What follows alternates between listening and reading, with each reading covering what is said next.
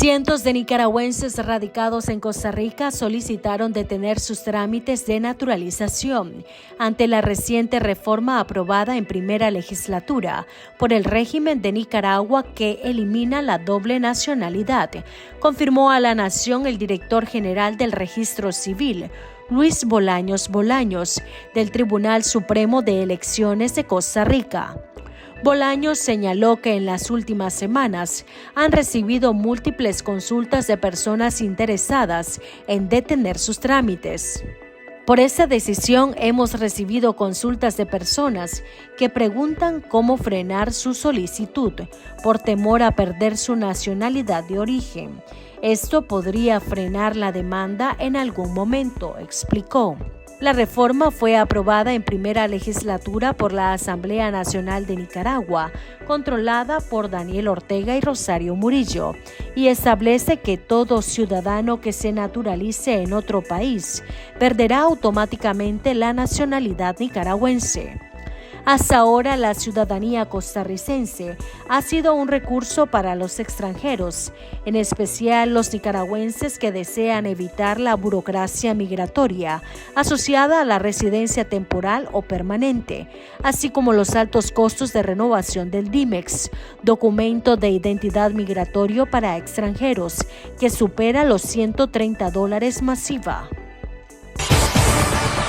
I work with the Army, with the Air Force, okay, with the military. When I first talked to you, you said FBI. FBI agency. I work with the FBI, CAA, and Interpol. El nicaragüense Nelson Vargas, de 57 años y residente en Hays City, Florida, Estados Unidos, fue arrestado después de afirmar falsamente ante un oficial del orden que trabajaba para el Buró Federal de Investigaciones FBI y que estaba involucrado en una investigación sobre un cártel de drogas.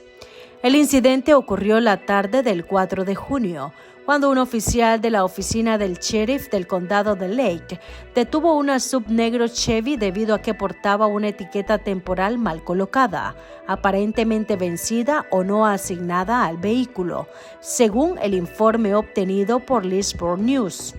Al estacionarse, el conductor, identificado como Vargas, descendió del vehículo y se acercó al oficial, quien le ordenó regresar al auto.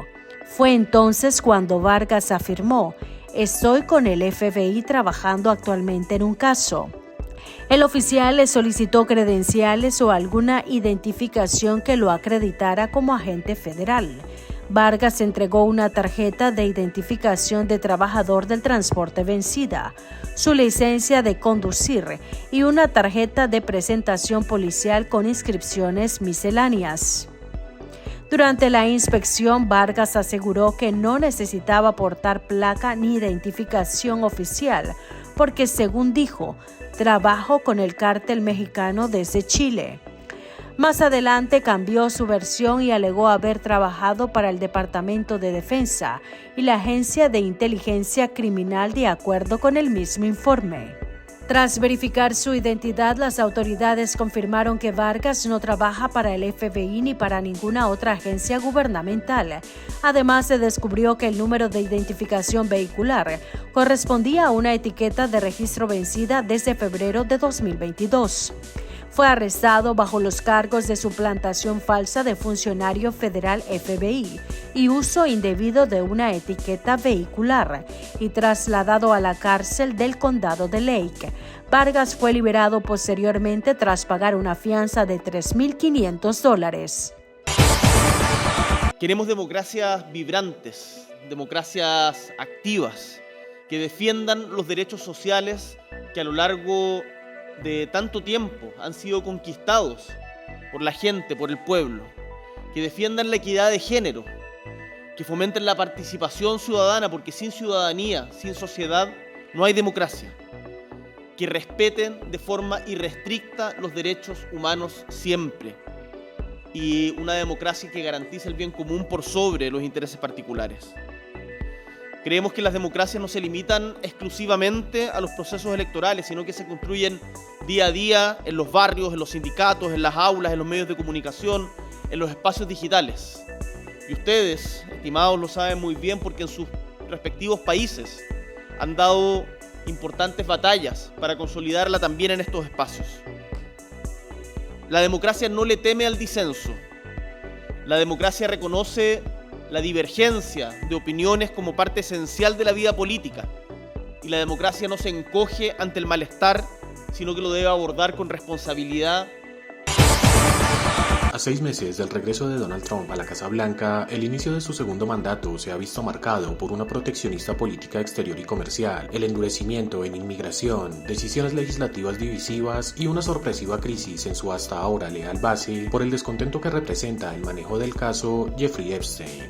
En abril, el mandatario norteamericano impuso aranceles globales del 10% y anunció, para luego pausar, gravámenes recíprocos para reducir el déficit comercial con sus socios, a quienes les dio plazo en principio hasta el 9 de julio para negociar acuerdos, medida que luego se extendió de forma definitiva hasta el próximo 1 de agosto.